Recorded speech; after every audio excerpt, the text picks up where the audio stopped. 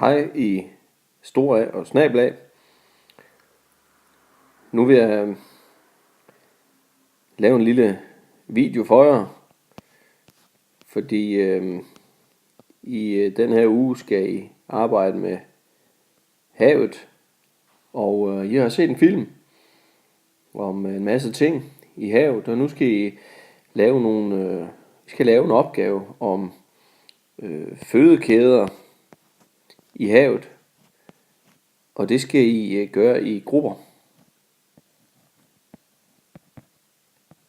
Jeg vil lave sådan en lille instruktion her i en lille video til jer omkring det, I skal arbejde med, og det gode ved det er jo, at I altid kan gå tilbage og se det igen, hvis det var sådan, I skulle have glemt noget af det, jeg havde fortalt. Så husk det. Jeg kan starte med at fortælle jer en sjov lille ting om, hvordan sådan en fødekæde i havet kan se ud. Hvis du for eksempel skal have en mad med makrelsalat, så er den mad, den er startet med ikke mindre end 30 kilo mikroalger i havet.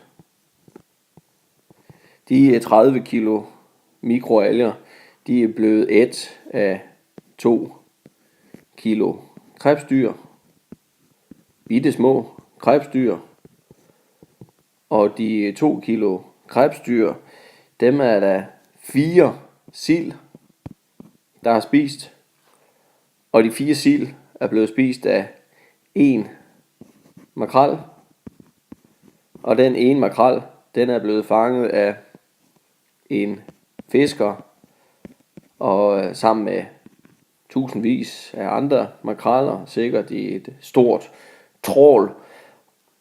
Og så er den her makrel altså landet på dit bord. Den er blevet lavet til makrelsalat på en fabrik og kommet på i et bager, og så er den købt af din far eller mor, og så er den endt på dit spisebord. Sådan kan en fødekæde i havet se ud. Jeg vil nu fortælle jer, hvordan sådan en fødekæde i havet, den overordnet kan se ud. Den starter faktisk med planteplankton. Og planteplankton, det er små encellede organismer, som man faktisk kun kan se under mikroskop. Det her planteplankton, også alger er der iblandt, det bliver spist af det andet led i fødekæden i havet, og det er faktisk det er så dyreplankton. Bitte små organismer, men nogle af dem er man faktisk i stand til at se. Det kan for eksempel være bitte små krebsdyr. De bliver så spist af det tredje led i sådan en fødekæde, og det er planktonædere. Det kan være småfisk af forskellige slags. Og småfiskene, de bliver så ædt af det fjerde led i fødekæden, og det kan være, det er jo rovfisk, større fisk, der spiser de små fisk, og de der rovfisk, de bliver så spist af, ja, dem kalder man toppredatorer, top rovfisk, tror jeg vil kalde dem, og der er faktisk også nogle havpattedyr imellem dem. Dem skriver vi også lige på. Havpattedyr.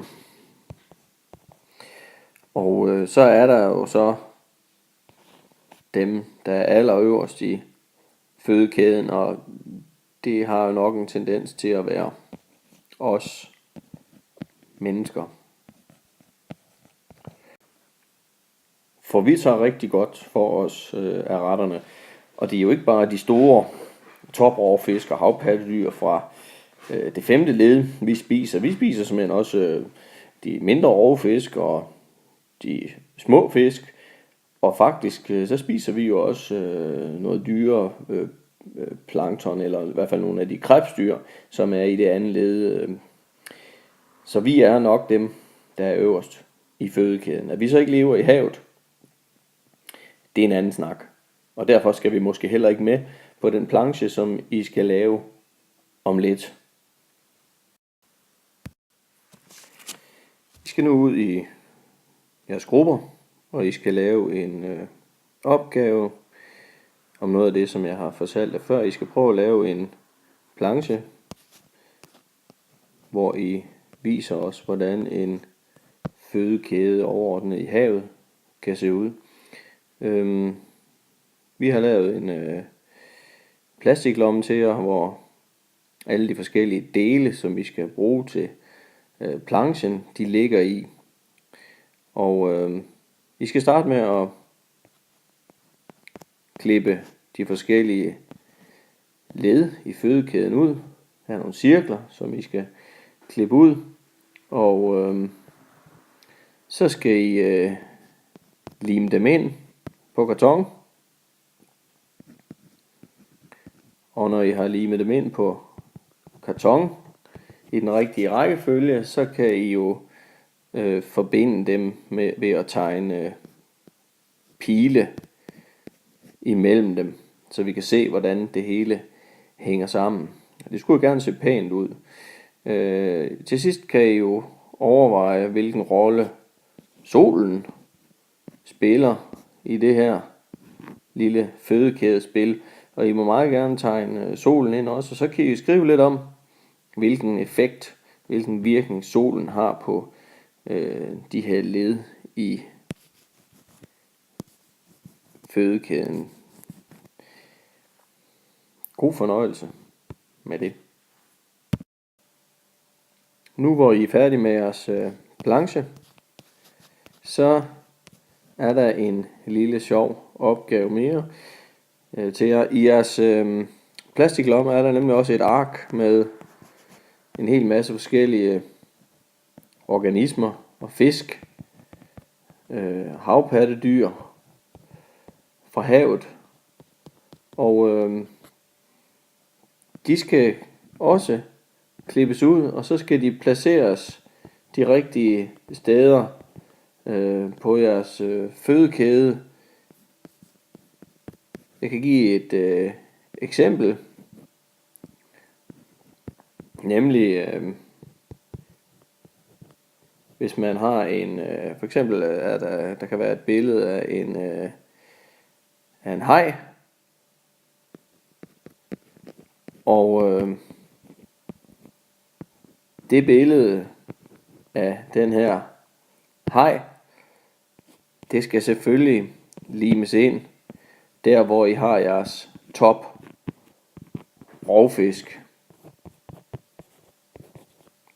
Og ligesådan gør I med alle de andre organismer, fisk og havpattedyr. Klip dem ud, lim dem ind i de rigtige led på jeres fødekæde på planchen. God fornøjelse med det.